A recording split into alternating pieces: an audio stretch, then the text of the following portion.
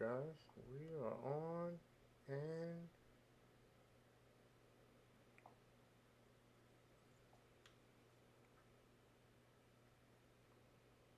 all right, let's go. We're good. Welcome to Raw Tech, everyone, the lifeline to your unfiltered media experience. I'm your host, Charles Thomas, and this is my co-host, Archie, and this is our Monday live stream. And we have progressive Democratic candidate Charles Thompson running for the 18th Congressional District of Texas. How you doing, Charles, man?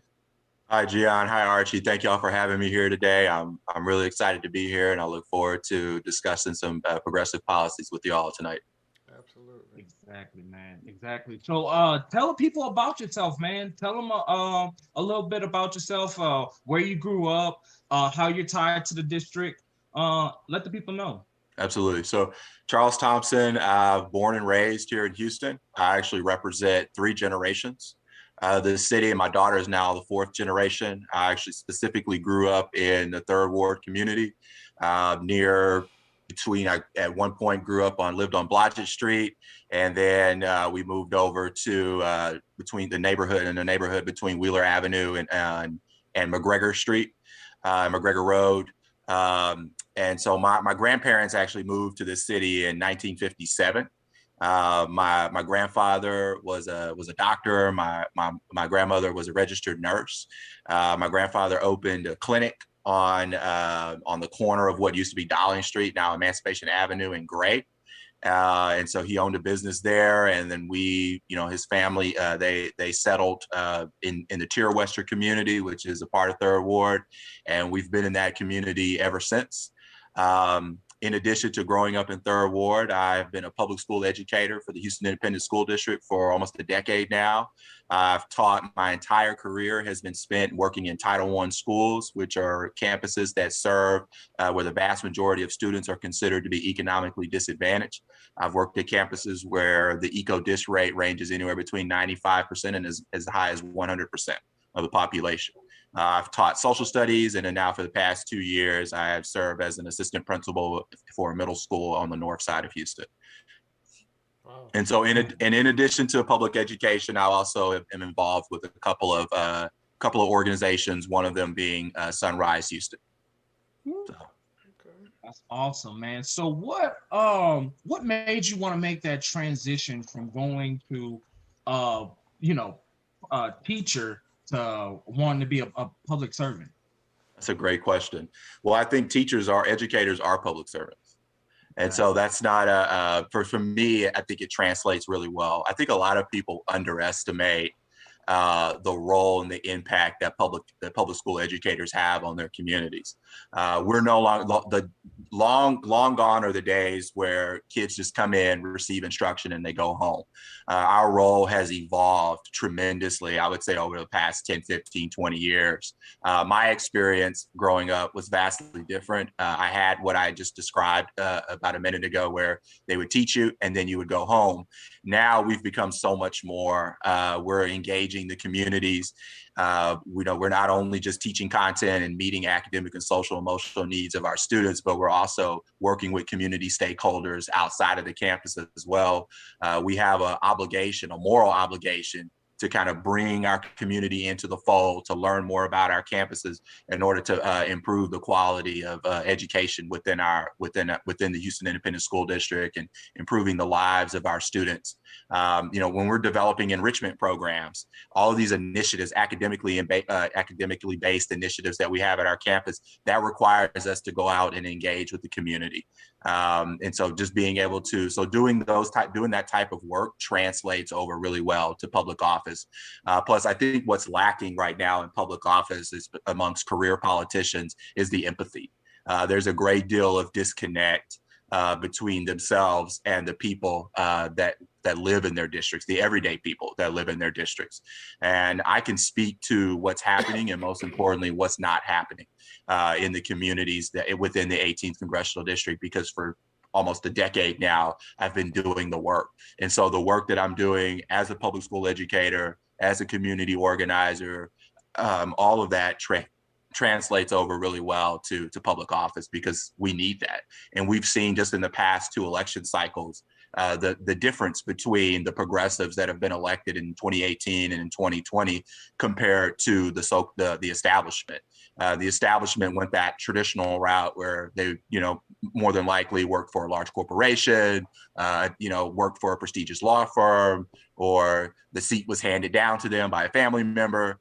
And whereas the progressives who were part of that progressive wave in 2018 and 2020, they worked at the grassroots level. They were truly able to speak to the needs of their constituents because they had been doing that work. That was advocating for their community and for their constituents. That was literally their job prior to getting elected to public office.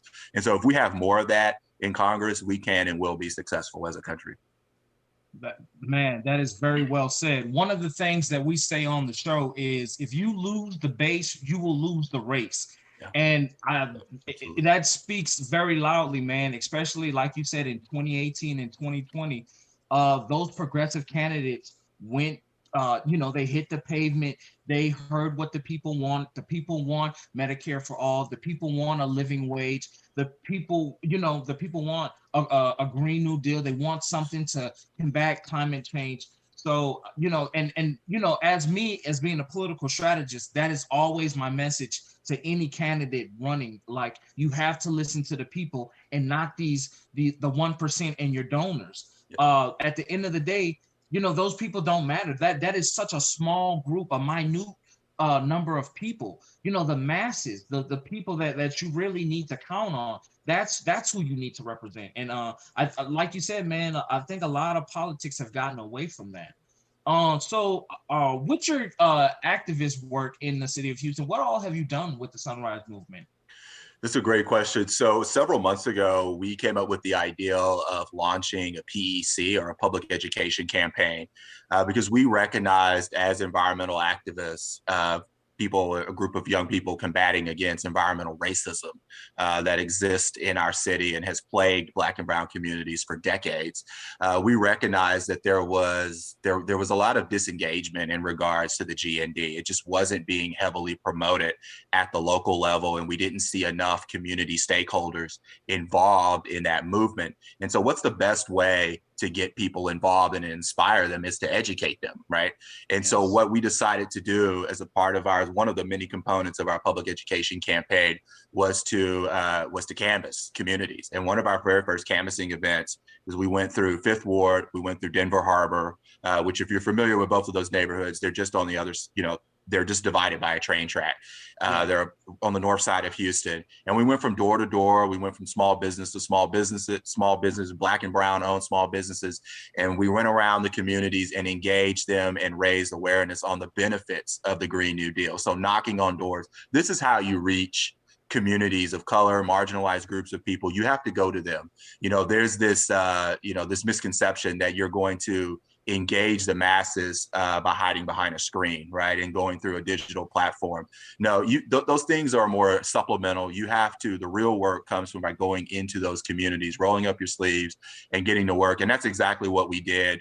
We realized that as powerful as social media is, you cannot mobilize and inspire people to get involved in a movement such as this by simply sending out a tweet and creating a post on Instagram. As much as I love Instagram, that's not how we're going to mobilize people to get out and go to the polls, because moving forward, the goal is that folks living in Fifth Ward and Cashmere Gardens and anyone in the 18th Congressional District that has been impacted by environmental racism, we want them to go to the polls with the Green New Deal being a top priority for them. And so that's been one of the initiatives that we've been working on. And of course, we're continuing to build on that. Our next step is to not only continue to canvass communities and raise awareness on the importance of the GND, but we're also working with our city to help build on this, what's known as the Houston Climate Action Plan.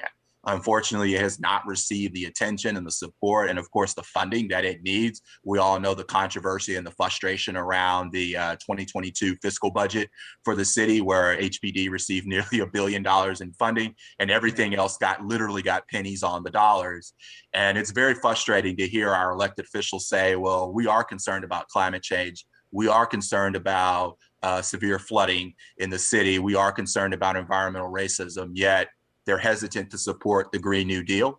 And so there's a combination of two things. Just if you really know the political climate, no pun intended, the political climate of the city of Houston, a lot of our elected officials are conflicted because you have, oil and gas is the bread and butter. It's how it puts food on the table for people in this city. It is truly a way of life. It's the reason why so many people have moved to Houston. Right. It's why we have so many transplants, and it's why we're soon to be the third largest city in the nation, is because of the oil and gas industry. However, we also have to recognize the damage that this industry has done and the fact that it is not sustainable, and that, 1 minute it's hot and the next minute it's not.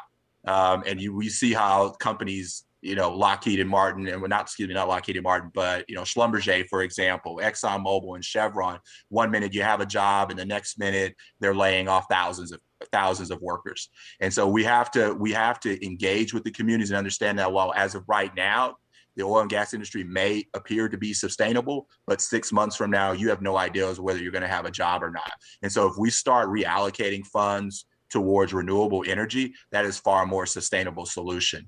In addition to that, it's going to help us significantly reduce our carbon footprint. So we're doing a little bit of both, right? And when we went into these communities, a lot of people didn't know what the Green New Deal was, but they knew about cancer clusters and they knew that their neighborhoods were prone to flooding. And that was the talking point right there. And that when we were strategizing in preparation for this PEC, we had to make it very clear that when we engage.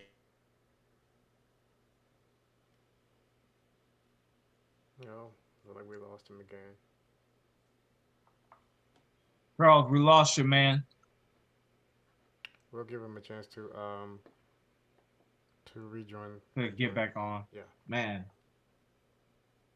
He was saying a lot of great things. Yes, he is. Well, for the time being, I want to add to something that Charles was saying. Houston has had, in the past 5 years, we have had 3 major floods. These floods are considered 100-year floods. So in the past 3 years, we've had 3 100-year floods. I mean, it just goes to show that, climate change is directly affecting our city. And for us to be the major, Houston is known as the energy corridor. There's no reason that Texas shouldn't be the #1 leader in renewable energy sources and green technologies. Just think, if Texas is to lead on that, Texas can be the #1 producer of that in the United States, in the world. Just think about the economic possibilities. That's jobs. And just think about redoing our infrastructure, having more solar panels and stuff like that. That would create so many jobs. Revamp our whole entire infrastructure, revamp our whole entire economy. Yeah, it kind of be seeming like we're going backwards, bro. Like we was there, and then now we're not saying we were there, but we were on our way to it. Let me real fast. Well, you're kind of right, because with the Paris Climate Accords, we were progressing towards that, and then it's like we just then Trump pulled out. Okay, we got Charles back. What's up, man? Hey, brother. Sorry about. It's all good, man.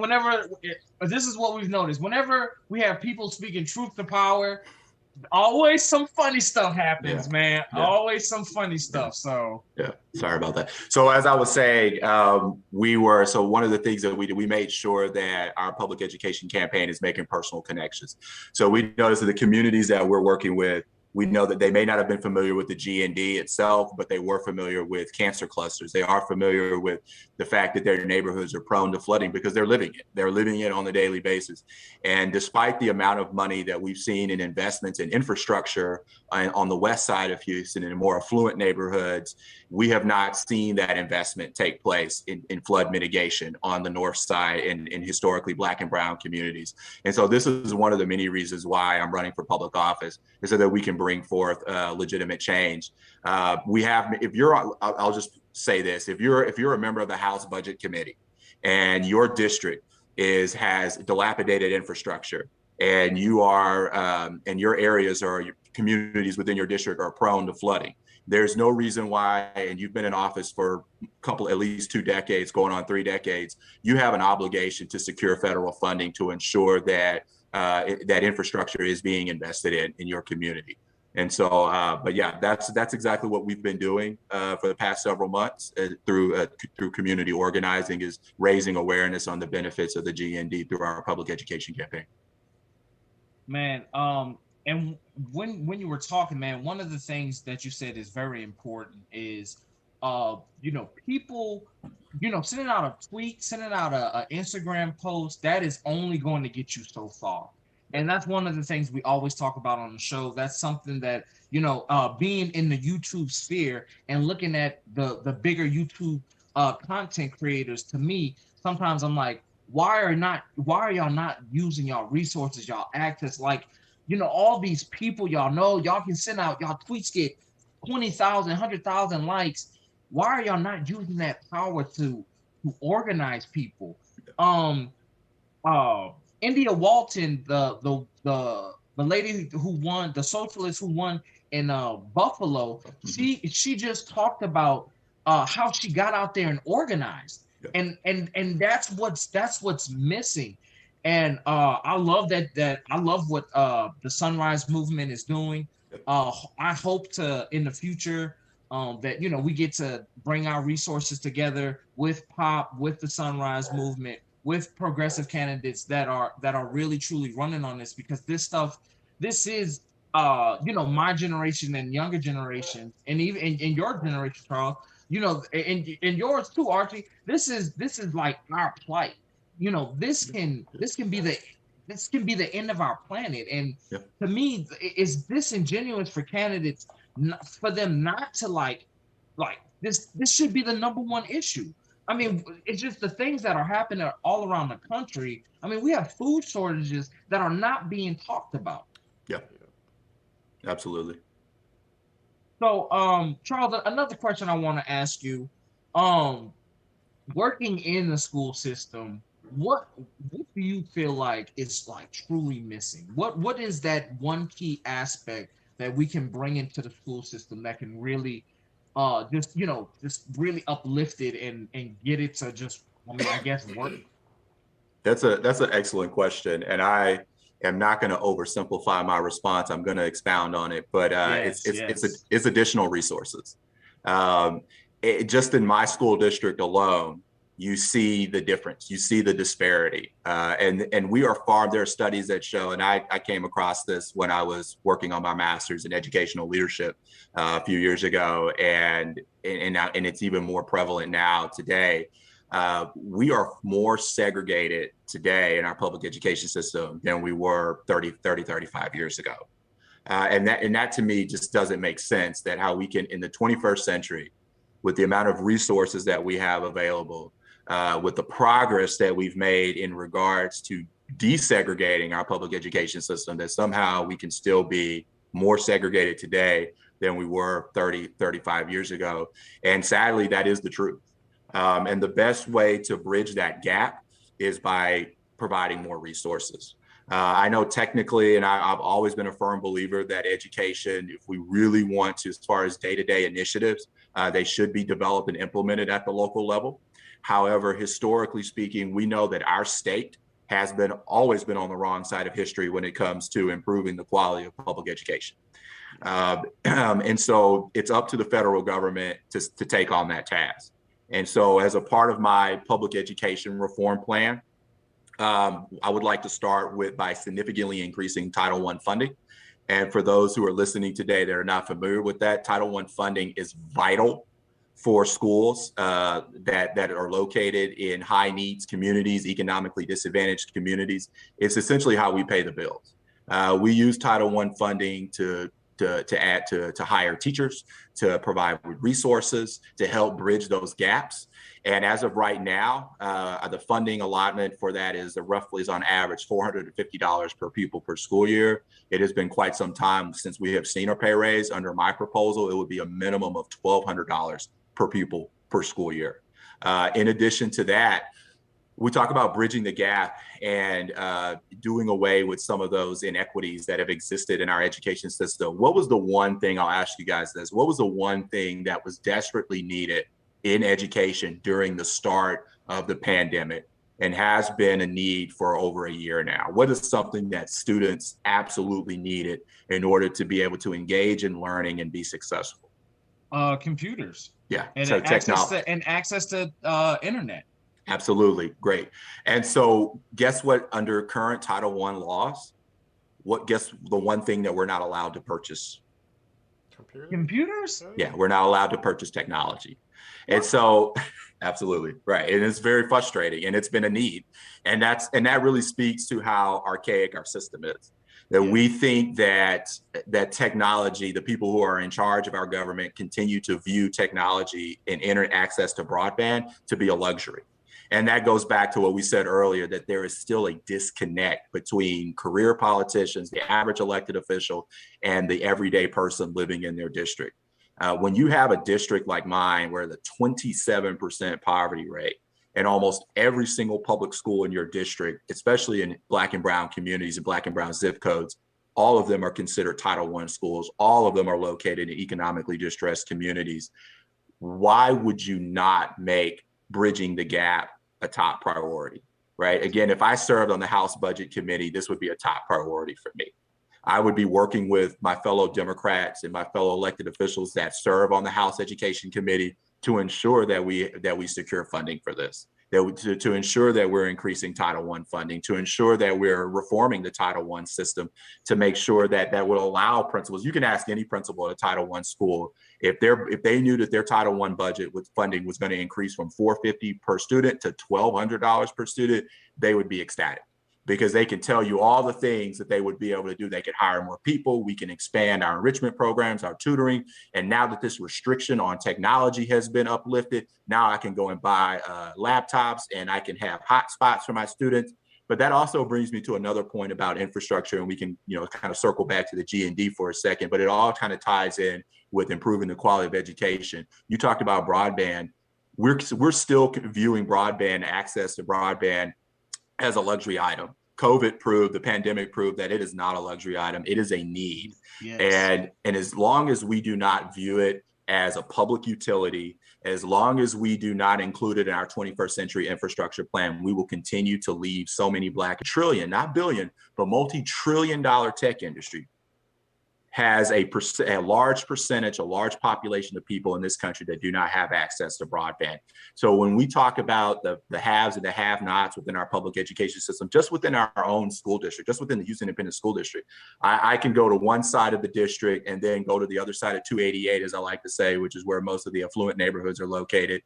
And these neighborhoods, these campuses have had STEM 21st century STEM labs for over a decade, whereas campuses where I've worked, we're just beginning to scratch the surface. Our campus will receive its very first STEM lab starting in August and September of the new school year. There are other middle schools within our very same district that have had STEM labs for well over a decade. So you see the difference there. We talk about that disparity. So another component of my education reform plan is to using some Title I funding or using federal grants to award Title I schools with STEM grants to make sure that every Title I school in the country has access to a 21st century STEM lab and has access to the same resources that their white peers located in affluent neighborhoods have. And so that goes back to, I know I oversimplified it earlier by saying my response was resources, but that truly is in a nutshell. That's exactly what it is. We're lacking resources. And then finally, we have to dismantle this system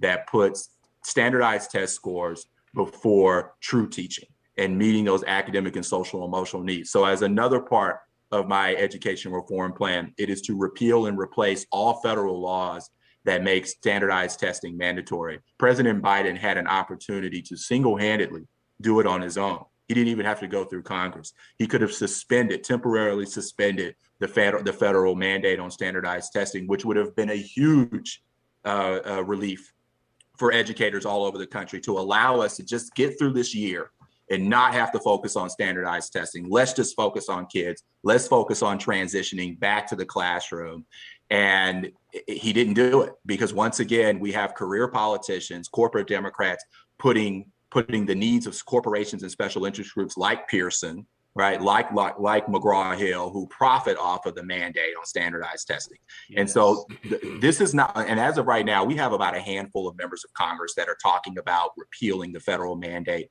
on standardized testing, and one of them being Representative Jamal Bowman, who happens to be an experienced public school educator.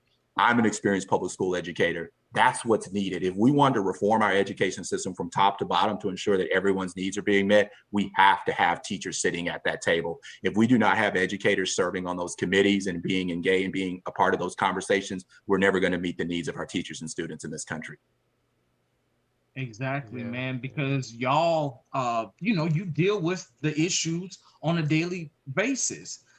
I mean, I can't even...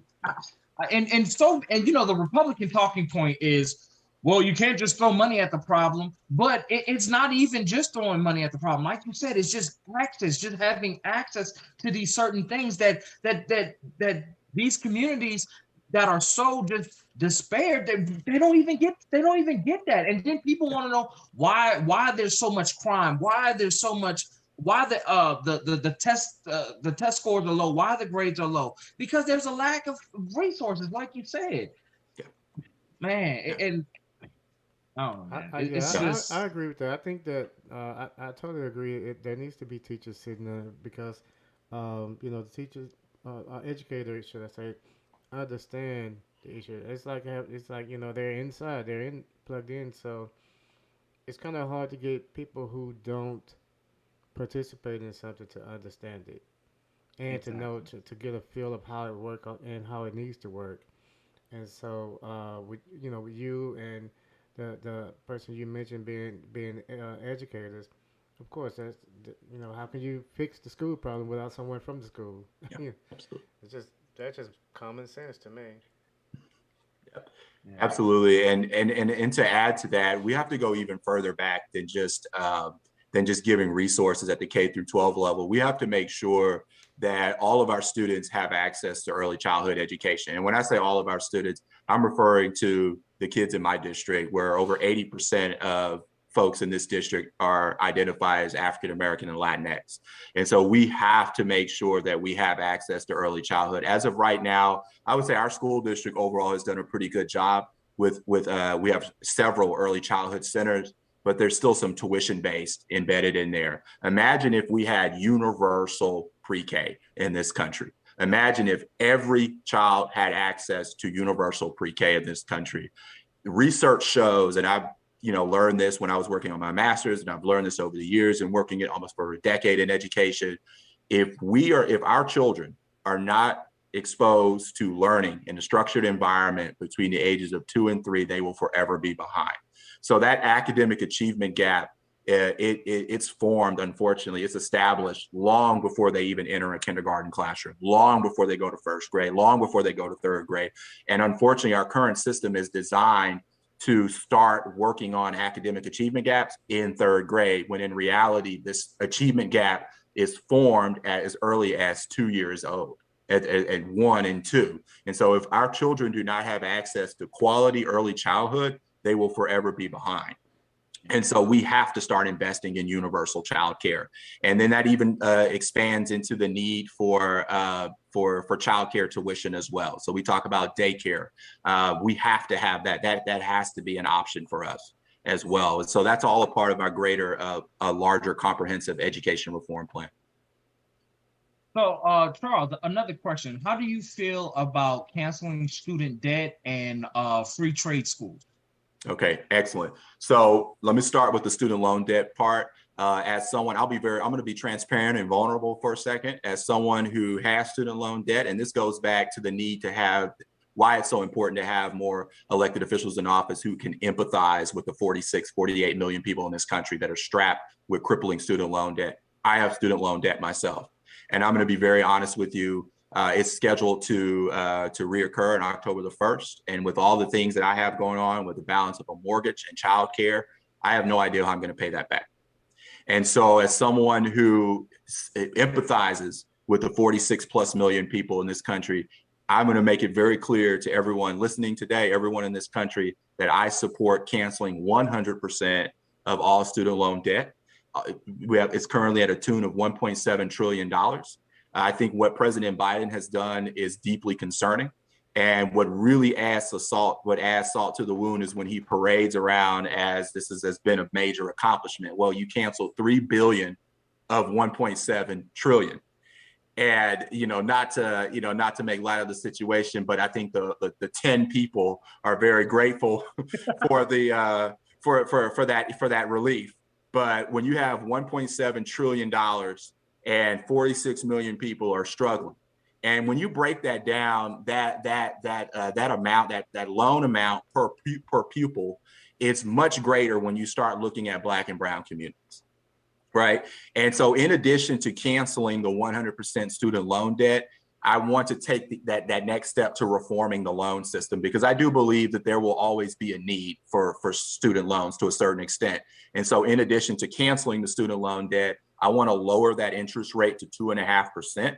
It's currently at 6.8%. I know folks that are paying as high as 8%. That's unacceptable. There is no reason why interest rates on student loans should be significantly greater than a mortgage. Right.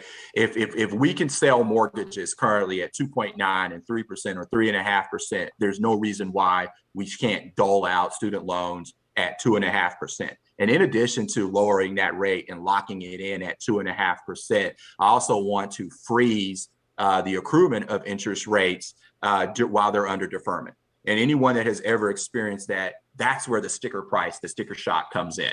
The overwhelming majority of your monthly payment, it's not from the principal, it's from that interest. And under the current system, that interest is compounded and it just keeps building and building. And of course, you get another loan year after year. And then 6 months after you graduate, you get this bill and now you're suffering from sticker shock.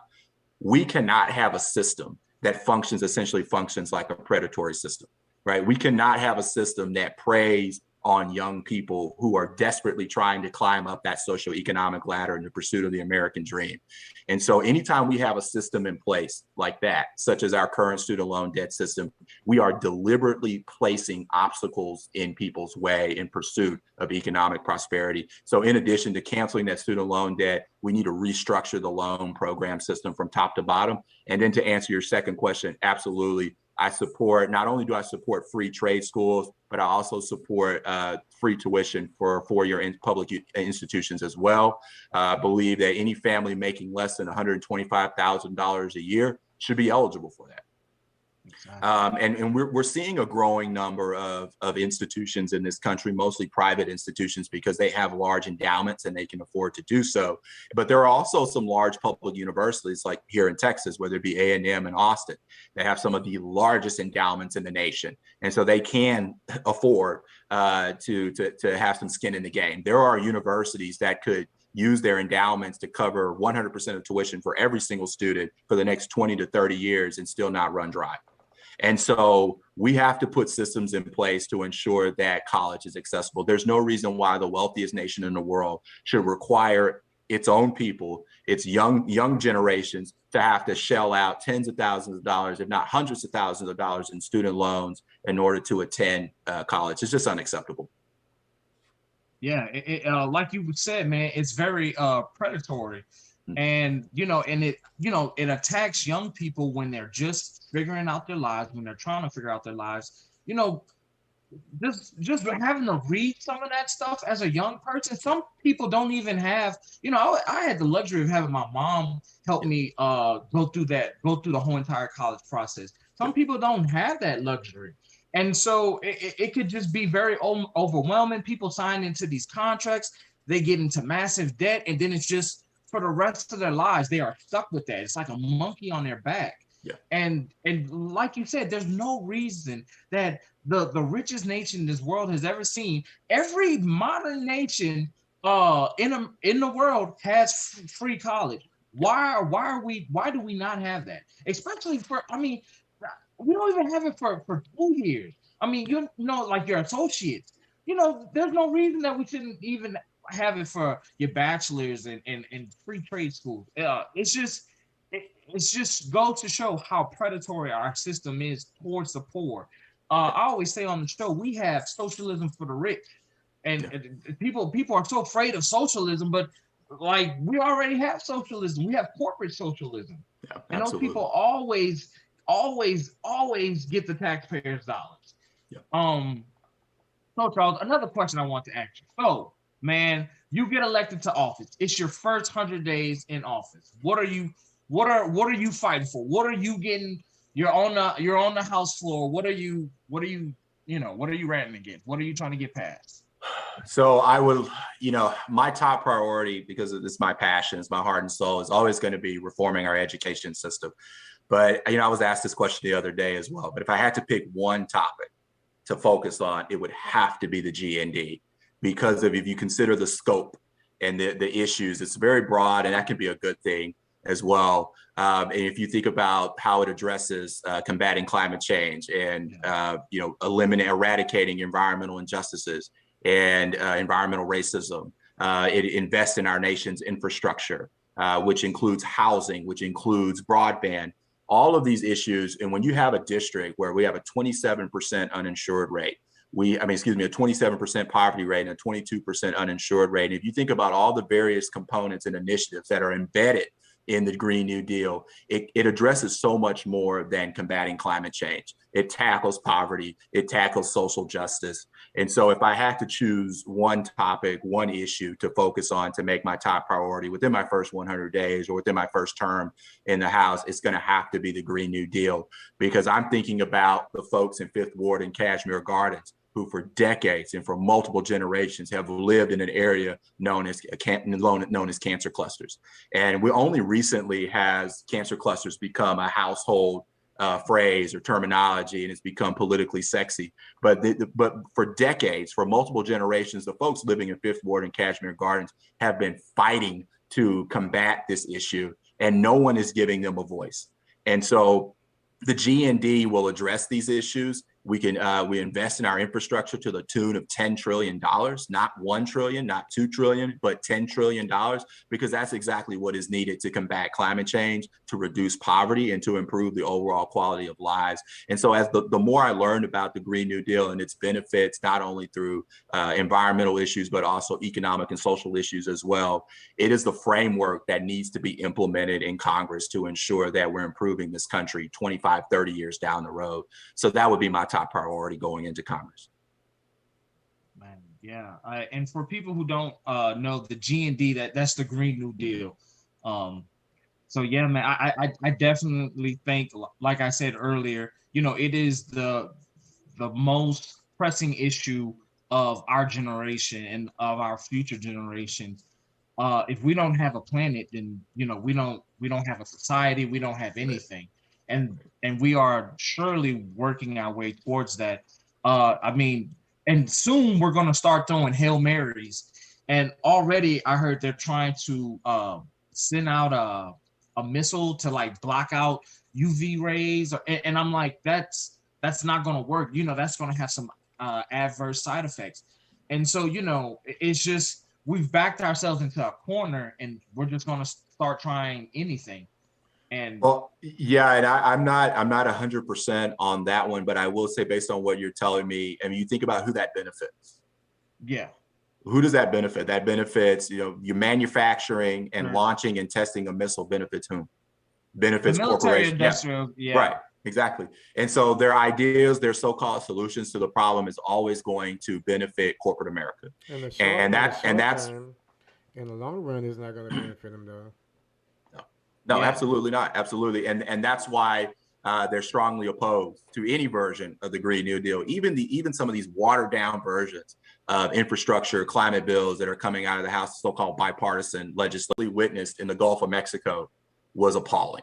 And for our government, for our elected officials to tell us, well, we just need to recycle. The issue is another spilt pipeline in indigenous areas and Black and brown communities. And so the real issue is the accountability. It's not us recycling more. So it's not on us. It is up to us to advocate and to fight like hell to hold our elected officials and our corporations accountable. But the root cause of the problem is the lack of accountability. And we do not have laws and systems. And we just witnessed a couple of weeks ago in the Gulf of Mexico, that's criminal. And any company that engages in that type of activity has to be held accountable. And we're not talking about to the tune of a small fine and a slap on the wrist. We're talking about truly being held upside down and to ensure that it never happens ever again. So it's really not on us. Often at times the blame is shifted on us. We saw what happened in Portland along the Pacific, staying 114, 118 degree heat. So if we don't value the need for a GND after what we witnessed here in Texas in February and what we just saw in the Pacific Northwest, which was unheard of. I mean, we're talking about a region of the country where the average temps are usually in the 70s. And people died, people lost their lives because of this. And that's simply because we're not taking climate change seriously. And then most importantly, we're not investing in the infrastructure to combat climate change. Yeah, man. And like you mentioned, and then just to see not local officials, but to see officials fleeing the state and just, people died from that. To not lose. And I think it's because, the house that I live in is just a little bit smaller. It's a smaller house. We didn't consume a lot of electricity. And so we were just very fortunate because I was looking at the CenterPoint maps and I don't know how we got missed. Like literally everyone around us had blackouts for several days. And I probably had a blackout for about an hour and a half. And when the lights went out at 9:30, came back on at 11. Came very close to some freezing pipes. I know at one point water was not draining properly, but I do live in an older house. And so the insulation is not, what it is compared to more modern. You could feel even with the heat running. It was very cold. And I can only imagine what folks that were in other low-income communities, in Black and brown communities where they're living in 60, 70-year-old homes where they do not have central air. And in those communities, in those zip codes, they did in fact lose power. We saw elderly people in parts of 3rd Ward and 5th Ward and Cashmere Gardens and Acre Homes. And I don't think anyone had that in mind, or we need a house that's something that we have to keep and has to be included, not including housing and infrastructure. We're never going to be able to meet the needs of everyone in this country. And unfortunately, not if, but when this occurs again, sadly, we will continue to experience hundreds of deaths, unfortunately, in this state and other parts of this country until we recognize the need. Yeah, man. So from what I'm hearing, you stuff of that matter, Absolutely. especially here in Houston, where we have tent cities, next to whole entire restaurants. To me, that's asinine. Like, how are you gonna have that? And then just sometimes just like that's so like how people are not socially conscious. How are you not conscious of that? How do you not see like you're behind the 8 ball? And I feel like a broken record because I say this on every show, and it's just like, there's no dash to try and fix things other than like the little like the Sunrise Movement and Pop and other people and other organizations like that. But it's just like the main big infrastructure, the not infrastructure, institutions, they're not moving towards it. You guys have any questions? And I'm glad you mentioned that because I do want to talk about my approach to housing. And this is, and that's why I chose to answer, in regards to your other question about 2 tent cities that we have here in Houston. Statistics show that on the national scale, about 40% of our homeless population, overall homeless population in this country, falls under that category. That's known as houseless or unsheltered. Homeless community members, but the vast majority are what's known as shelter homeless, right? So you can be coded as and be labeled as homeless and still have a roof over your head. And we experience this all the time in public education, right? We should not have a registered home. You could be living with grandma. You could be living at the Santa Maria shelter along the Hardy Toll. My housing initiative, we've 2 municipalities like Houston and so many other cities, unfortunately, have been engaging in gentrification for more than a decade now, some longer than that. But they're giving them these grants solely based on producing a report that they will somehow provide quality, affordable, just have to produce a report.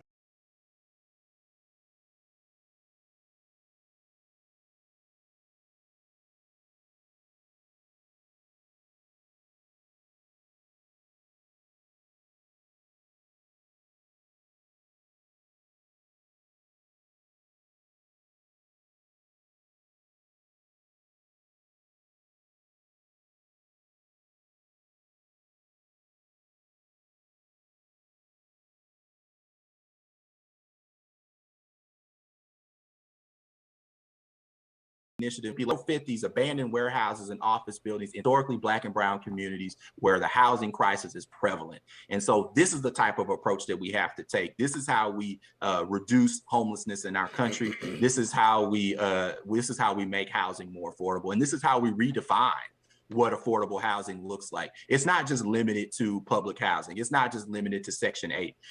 We need to expand and work towards home ownership. There are parts of Harris County and of course in Black majority zip codes where we have seen as high as a 30% decrease in home ownership within the past decade. Black and brown folks in this county and the city have had to leave the city and leave the county to seek housing elsewhere. That is unacceptable. And so, and to ensure that this happens, we have to have folks in Congress making this a top priority. And that to me is a major component of the Green New Deal. And so as we're fighting to implement a Green New Deal, we have to include housing because housing is infrastructure and housing is a basic right. Charles, man, you said it all, brother, man. You just hit it, just hit it right on the nut, man. Archie, is there any comments or? Everyone's just saying, like, man, that's so true, and we had a lot of thank yous.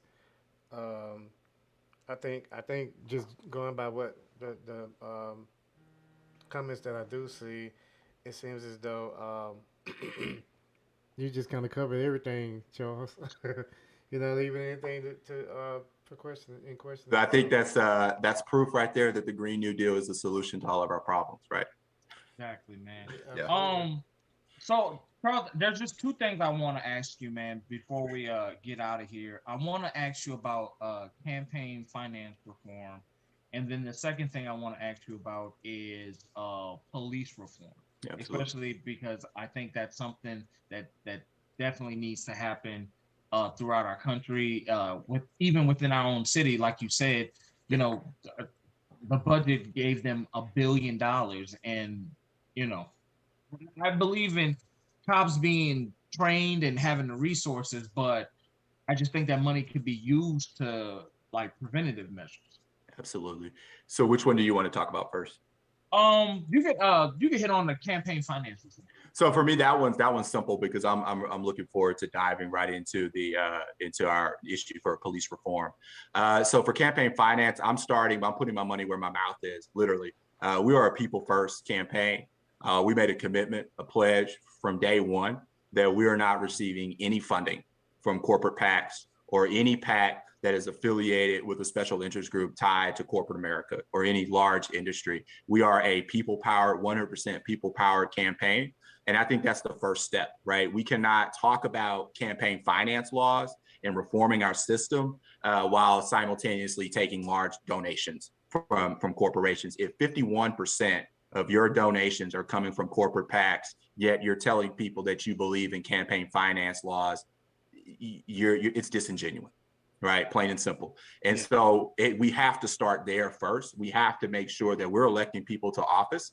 And that's the wonderful thing about our current candidate. There's a lot of flaws, but one of the great things is the transparency. You can see who's giving money, who's not giving money. And so it is a transparent, and this is a great way to hold folks accountable. So hypothetically speaking, if I, didn't follow through on my promise, I could be held accountable and I could be voted out of office. And I think one of the reasons why the progressive wave took place in 2018 and 2020, and I believe it's going to be even stronger in 2022, is because we are seeing a growing number of people in this country, not just elected officials, not just community organizers, but everyday voters that recognize the need to get this dark money, corporate money out of our political system. And so we do have campaign finance laws in place. And while I did give some praise, we still have a lot of issues, a lot of area for growth, and we need to start closing some of those loopholes. To strongly disagree with former presidential candidate Mitt Romney, corporations are not people, right? And to disagree with the Supreme Court, corporations are not people, and therefore they should not have, if they don't get a vote, they do not get a say in being able to contribute to our elected officials. And so we need to make sure that we close these loopholes and remove them entirely, not just by simply reducing the dollar amount that they can donate, but by removing them entirely. And that's something that I absolutely will not compromise on. Yeah, man.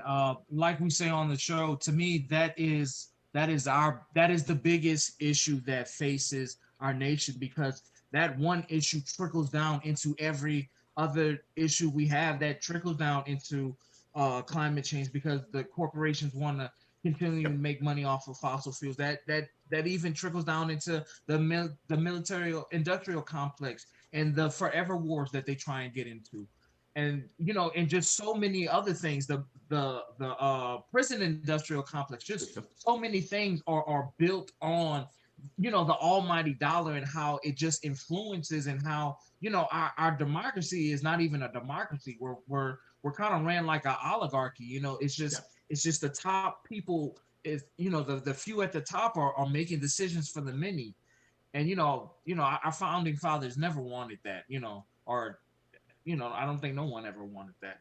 And Yep. so, so our next question, man, about police reform. Okay. So I'm gonna, I think some folks would have advised me. I have a team. I'll be transparent with you, and some folks would have advised me to kind of punt the ball on these addresses. Let me be very clear about this. The intention of protecting and serving that they played grandparents earlier in the show. And one of the first things that my grandfather did, and I guess is because just who he was, it was in his DNA, it was the cloth that he was cut from, despite not being from this city. One of the very first things that he did in the late 50s and early 60s when he arrived was attend sit-ins at Peggy Park in Third Ward. And having been arrested and intimidated, along with participating in sit-ins with the great civil rights, local civil rights activist, Reverend William A. Lawson, and participating in these events. And we saw the role that law enforcement played throughout the civil rights movement. And we continue to see what they're doing to Black and brown bodies in this country today. The image of David Chauvin burying his knee in the back of George Floyd's neck for more than 8 minutes, that is an image that will forever be ingrained in my mind. That is an image that no matter what I can do, I will never be able to remove that. That was the look of disdain, hatred towards a specific group of people. And with that being said, you cannot reform that. You cannot reform something like that. The only thing that you can do is to work towards abolishing it and rebuilding it from top to bottom. You cannot reform a system, an institution, or a profession that, again, as I stated a minute ago, was established with the sole purpose of hunting down and killing and viewing an entire population of human beings as a piece of property. And how do you reform that? How do you reform a system where we've seen just in Minneapolis, St. Paul area alone, kill numerous unarmed Black and brown bodies? How do you reform a system where George Floyd, who was accused of using a counterfeited $20 bill at a convenience store, that doesn't warrant police presence? That was at best, the owner of that store, if he really wanted to, he could have taken George Floyd to small claims court over this $20 bill. At best was a civil offense, not a criminal offense. And so we have a system in place, we have a culture in place that says the first thing that we have to do is make a knee-jerk reaction and call the police when we feel intimidated and threatened by black and brown bodies, right? And then on top of that, we have a system and culture in place that says we have to act aggressive and violently towards Black and brown bodies. That cannot be reformed, because reformation implies that a system overall is working. It just needs minor adjustments and tweaking here and there. Anybody that knows and is familiar with history and has experienced and witnessed what has happened throughout the history of this nation, we know that we need to go about 20% of its annual budget comes, which we know they're in hot water, and they've been involved in too many cases of killing unarmed Black and brown folks in this country. If I just look for militarizing our police, where are they getting this equipment? Where are they getting the resources from? It's not coming from the city level. It's not coming from the state. It's coming from the federal shift blame over to the cities. No, Congress has to have skin in the game. And we cannot just limit ourselves to a cheap symbolic gesture where we're banning a specific maneuver. Right? Chokeholds is not what killed George Floyd. That's not what killed Philando Castile. That's not what killed Breonna Taylor. That's not what killed Tamir Rice. That's not what killed Freddie Gray.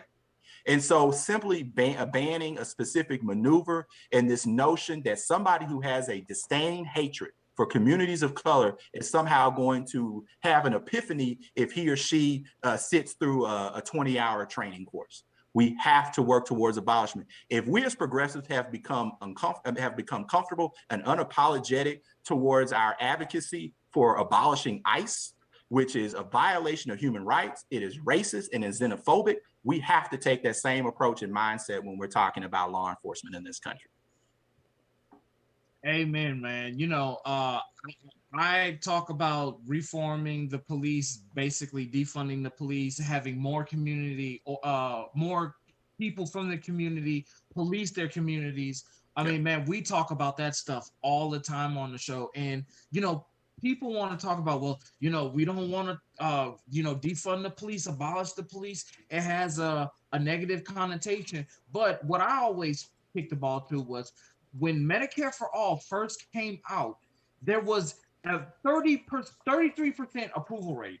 With time and messaging and getting boots on the ground and telling people what you're actually advocating for, that's what changes the game. That's what changes the messaging.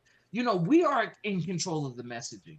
And at the end of the day, it doesn't matter what it does not matter what you call it, as long as the policy positions are what like strong and what's creating real change. That's the only true thing that matters is policy. At the end of the day, people want to come with these labels. Oh, you're this, you're that. No, I'm advocating for policies that's going to help the average American worker, that's going to help Black and brown communities, that's going to help the disenfranchised, because America has turned their back on these people since the creation of this nation.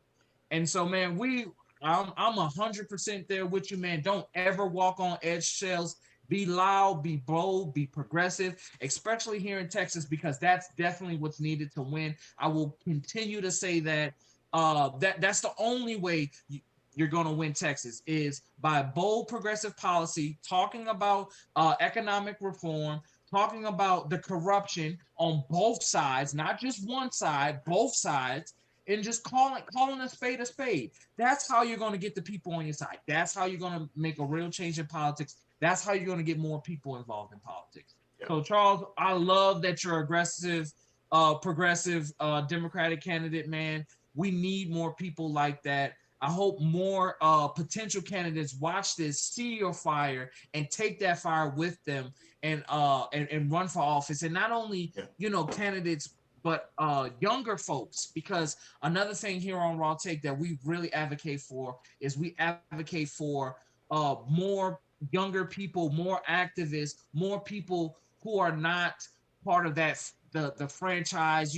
In those Democratic circles, in the circles, we want more regular people running for office. Yeah. So, man, we definitely thank you. Archie, is there any comments or anything, man? No, like I said, it was just a bunch of thank yous, and then it looked like something happened with our stream where it's like we got disconnected and reconnected somehow. Because man, I see the timer. Charles started speaking too much truth to power, man. They were like, "Oh man, we got to shut this brother down." But it's like that sometimes, man. But we wish you luck, bro. Absolutely, man. Yes, thank y'all. I think you got the right thing in mind, the right goals and viewpoints in mind. So as long as you keep those viewpoints and be it that you do win, you get in there and do something. Yeah, absolutely. And just to add to that, that's just who I am as a person. I've always, when I get involved in something, I'm big on work ethic, and I'm big about following through, whether it be in my career, whether it be in community organizing. I've never been the type of person to get involved just to get involved. When I am involved with something, I have to be productive, and we have to see follow through. And so that's the same mindset and approach that I'm going to take if and when I get the opportunity to represent the people of this district. Absolutely. Yeah, that's well said. That's exactly what we need. Yeah. We have too many politicians that said this and said that. Then they got in the office and it was a whole different story. We need people who are going to actually do what they say and mean what they say. We need organizers. Yeah, we do.